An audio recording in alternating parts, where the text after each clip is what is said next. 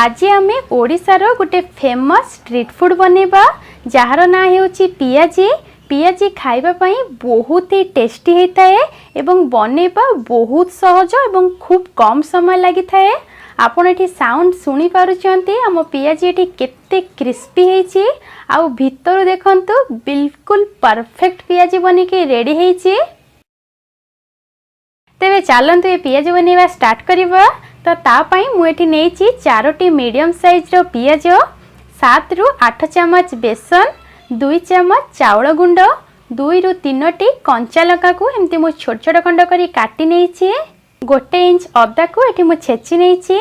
आउ पियाजी रे भल कलर आसिया पई हाफ चमच रु कम हळदी गुंड नहीं, हाफ चमच लंका गुंड, हाफ चमच गोटा जीरा, हाफ चमच जुआणी, अल्प टिके कटा धनिया पत्र एवं भूसंग पत्र, स्वाद अनुसार लूण, किछि पानी एवं छाणिया पई किछि तेल। तो प्रथमे पियाजी पई पियाज को आमे लंबा लंबा पतला पतला करी काटी नबा। तो पियाज रो दुई साइड ए जो भुंडी पाखटा को आमे भल से कट कर दबा, जहा द्वारा पियाज पतला पतला काटिला परे तार लेयर गुडी को इजीली अलगा हे जिवो। ए देखंतु मु एठी सबुतक पियाज को काटी नेछि। तो एबे आम एथिरे हाफ चमच रु कम हळदी गुंड पकेबा, लंका गुंड, गोटा जीरा एवं जुआणी को हाथ रे एमती टिके क्रश करके ऐड कर दबा, जहा द्वारा जुआणी रो बहुत बढ़िया फ्लेवर आम पियाजी रे पळे आसीबो। आपन को जदि जुआणी रो फ्लेवर पसंद नथिबो तेबे आपण खाली जीरा मध्य ऐड करि परिबे।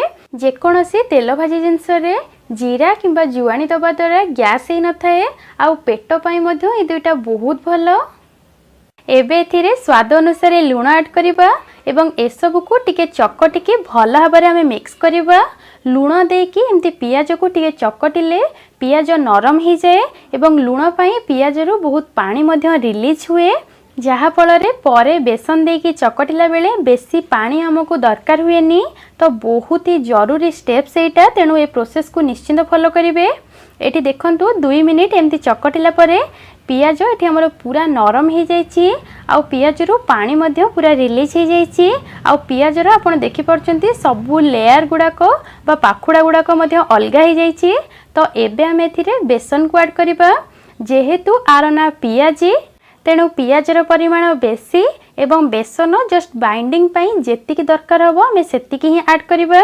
तेणु मु एठी अनुमान अनुसार 5 रु 6 चमच नेछि, परे जदि दरकार हबो तबे हमें आउ ऐड करिबा। तो एबे एथिरे हमें 2 चमच चाउल गुंड ऐड करिबा। चाउल गुंड ऐड करिबा द्वारा पियाजी बहुत क्रिस्पी हेबो एवं बहुत समय पर्यंत हमर नरम होबनी, सेमती क्रिस्पी हेकी रहितिबो। जदि आपनक पाखरे चाउल गुंड नाही तेबे घरे जो नॉर्मल अरुआ चाउल अछि ताकू भल भाबरे धोईकी फैन तले टिके सुखै नेबे। तो सुखी गला परे ताकू ग्राइंडर रे देकी भल भाबरे तार फाइन पाउडर बनै नेबे। तो चाउल गुंड आपनकर प्रस्तुत हे जिवो। एबे थिरे हमें अदा छेचा एवं काटिक रखिथिबा धनिया पत्र एवं भूसंग पत्र को दे दबा, कंचा लंका को मध्य ऐड कर दबा एवं बिना पानी रे आकु टिके मिक्स करिबा। तापरे दरकार अनुसार हमें पानी अल्प अल्प करी ऐड करिबा। पियाजी रे पियाज एवं बेसन रो बैलेंसटा ही मेन, ताहले ही पियाजीटा खाइबा को भल लागिबो। जदि बेसी आपण बेसन पके देबे तो एटा पकुड़ी परी हे जिवो एवं पियाजीटा पूरा मोटा मोटा परी हबो आ क्रिस्पी हबनी। आउ पियाज बेसी थाई कि बेसन जस्ट बाइंडिंग हेला परी हेले पियाजीटा खाइबा पई बहुत भल लागिबो। आउ पियाज बेसी पई पियाज रो मिठा टेस्ट मध्य आसीबो। तो एबे हम एथिरे अल्प टिके पानी ऐड करिबा एवं भल भाबरे आकु मिक्स करिबा। आपण देखि पारथिबे बैटर रो कंसिस्टेंसी बेसी पतला नाही, जस्ट बाइंडिंग होची हाथ रे एमते गोल गोल शेप देई होची। तो बस हमकु एमती ही बैटर दरकार। तो एबे हम आकु छाणीबा। तो ता पई तेल एठी मु ऑलरेडी मीडियम फ्लेम रे गरम करि नेछि। तो एबे हमें केयरफुली गोल गोल करके एमती ऐड करिबा एवं लो टू मीडियम फ्लेम रे आकु हमें छाणीबा।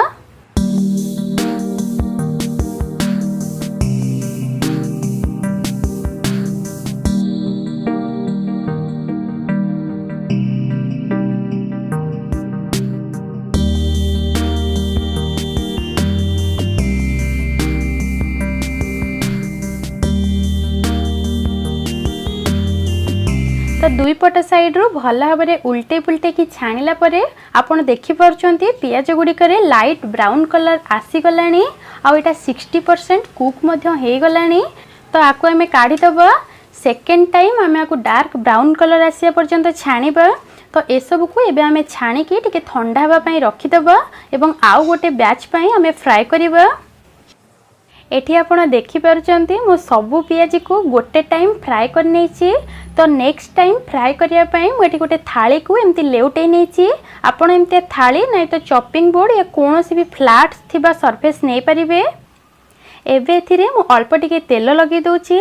देन फ्राए कर रखिथिबा पियाजी को देकी आमे एमती गोटे बाउल या फिर पोटैटो मैशर जोटा भी टिके फ्लैट टाइप रो थिबो पछपट तो सेथिरे आपण आपको चापी परिबे। तो एमती आपको प्रेस करिके पूरा फ्लैट कर दबा। ए देखंतु आरो पछपट रे ही प्रेस करिबा।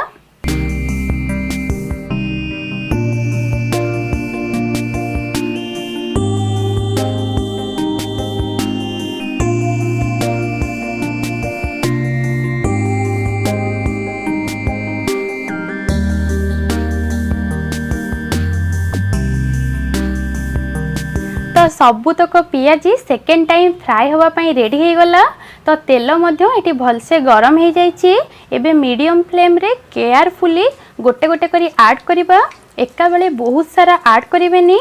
तो आकु बस उल्टे पुल्टे की दुई पट साइड रो भल से हमर डार्क ब्राउन कलर आसीबा पर्यंत आमे आकु फ्राए करिबा।